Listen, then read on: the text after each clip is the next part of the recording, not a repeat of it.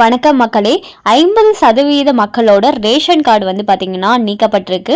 So வந்து பார்த்தீங்கன்னா எதற்காக நீக்கப்பட்டிருக்கு, உங்களோட ரேஷன் கார்டும் வந்து பார்த்தீங்கன்னா நீக்கப்பட்டிருக்கா, அது மட்டும் இல்லாமல் இந்த மாதிரி பண்ணிங்கன்னா உங்களோட ரேஷன் கார்டும் நீக்கப்படலாம் அப்படிங்கிற பல விஷயங்களை வந்து சொல்லியிருக்காங்க மத்திய அரசு. ஸோ இதை பற்றின முழு விவரங்களையும் தெரிஞ்சுக்க வீடியோ கொஞ்சம் கூட ஸ்கிப் பண்ணாமல் கடைசி வரைக்கும் முழுமையாக பாருங்கள். இதுதான் முதன்முறையாக நம்ம வீடியோ பார்க்குறீங்கன்னா மறக்காம நம்ம சேனலை சப்ஸ்கிரைப் பண்ணிவிட்டு அந்த லைக் பட்டனை தட்டி விட்டுருங்க. வாங்க வீடியோக்குள்ளே போகலாம். சமீப காலமாக ரேஷன் கார்டுகளை மோசடியாக பெறுபவர்களின் எண்ணிக்கை அதிகரித்து வருகிறது. இதற்கு முற்றுப்புள்ளி வைக்கும் வகையில் அரசு தொடர்ந்து பல்வேறு நடவடிக்கைகளை எடுத்து வருகிறது. அந்த வகையில் 2023ஆம் ஆண்டின் ஜூலை மாதம் முதல் தமிழக அரசிடம் 2.65 லட்சம் புதிய ரேஷன் கார்டு விண்ணப்பங்கள் நிலுவையில் உள்ளன. இவற்றில் 1.36 லட்சம் புதிய ரேஷன் கார்டு விண்ணப்பங்கள் தற்போது நிராகரிக்கப்பட்டுள்ளன. மாநில சிவில் சப்ளைஸ் மற்றும் நுகர்வோர் பாதுகாப்பு துறை இந்த நடவடிக்கையை எடுத்துள்ளது. ஒரே வீட்டில் வசிக்கும் நபர்கள் ரேஷன் கார்டுகள் பெற விண்ணப்பித்ததால் தான் இந்த நடவடிக்கை எடுக்கப்பட்டுள்ளது. புதிய ரேஷன் கார்டுகளுக்கு விண்ணப்பிப்பதற்கு முன்பு ஏற்கனவே உள்ள ரேஷன் கார்டுகளில் இருந்து பெயர்களை நீக்க வேண்டியது அவசியமாகும்.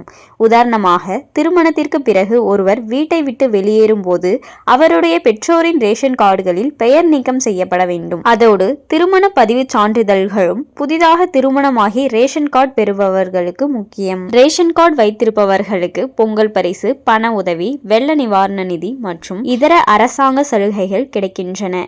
இதை தவறான நோக்கில் பயன்படுத்தும் பொருட்டு சிலர் ஏற்கனவே உள்ள ரேஷன் கார்டுகளில் பெயர் நீக்கம் செய்யப்படாமலேயே பதிவு செய்து ரேஷன் கார்டு பெற முயற்சிக்கின்றனர். இதை தடுக்கும் பொருட்டு தற்போது இந்த நடவடிக்கைகள் எடுக்கப்பட்டிருக்கலாம் என்றும் கூறப்படுகிறது.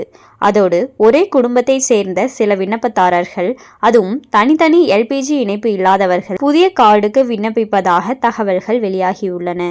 ரேஷன் கார்டு விண்ணப்பதாரர்கள் சொந்தமாக சமையலறை இல்லாமலோ அல்லது ஒரே வீட்டில் வசிப்பவராக இருந்தாலோ மட்டுமே புதிய ரேஷன் கார்டு பெறுவதை நிராகரிக்க முடியும். வேறு எந்த காரணத்திற்காகவும் ரேஷன் கார்டுகளை நிராகரிக்க முடியாது என்று சிவில் சப்ளைஸ் மற்றும் நுகர்வோர் பாதுகாப்பு ஆணையரான டி. மோகன் தெரிவித்துள்ளார். மொத்தமாக பெறப்பட்ட 4.26 லட்சம் விண்ணப்பங்களில் 1.99 லட்சம் விண்ணப்பங்கள் அங்கீகரிக்கப்பட்டுள்ளன. அங்கீகரிக்கப்பட்டவர்களுக்கு ஏற்கனவே ரேஷன் கார்டுகள் வழங்கப்பட்டுள்ளன. மீதமுள்ள விண்ணப்பங்கள் சரிபார்ப்பில் உள்ளன என்றும் தெரிவித்துள்ளனர். சமீப காலமாக புதிய ரேஷன் கார்டுகளுக்கான விண்ணப்பங்களின் எண்ணிக்கை படிப்படியாக அதிகரித்து வருவதாக அதிகாரப்பூர்வ வட்டாரங்கள் தெரிவிக்கின்றன. கலைஞர் மகளிர் உரிமை தொகை திட்டத்தில் சேர்வதற்காகவும் பல்வேறு விண்ணப்பங்கள் குவிந்து வருகிறது. 2023ஆம் ஆண்டு இந்த திட்டம் தொடங்குவதற்கு முன்பு சில முரண்பாடுகளை தவிர்க்க புதிய ரேஷன் கார்டு வழங்குவதை அரசு நிறுத்தி வைத்திருந்தது. அதன் பிறகு மீண்டும் ரேஷன் கார்டுகள் வழங்கப்பட்டன. தற்போதைய தரவுகளின்படி தமிழகத்தில் 2.25 கோடி ரேஷன் கார்டுகள் உள்ளன. திமுக ஆட்சிக்கு வந்த பிறகு 16.3 லட்சம் புதிய ரேஷன் கார்டுகள் வழங்கப்பட்டுள்ளன. மேலும் இது போன்ற அரசாங்கம் சார்ந்த அனைத்து அப்டேட்களையும் உடனுக்குடனே தெரிஞ்சுக்கணும்னு நினச்சிங்கன்னா மறக்காம நம்ம சேனலை சப்ஸ்கிரைப் பண்ணி பக்கத்தில் இருக்க பெல் ஐக்கானை கிளிக் பண்ணி அதில் ஆளுங்கிற ஆப்ஷனை செட் பண்ணி வச்சுக்கோங்க.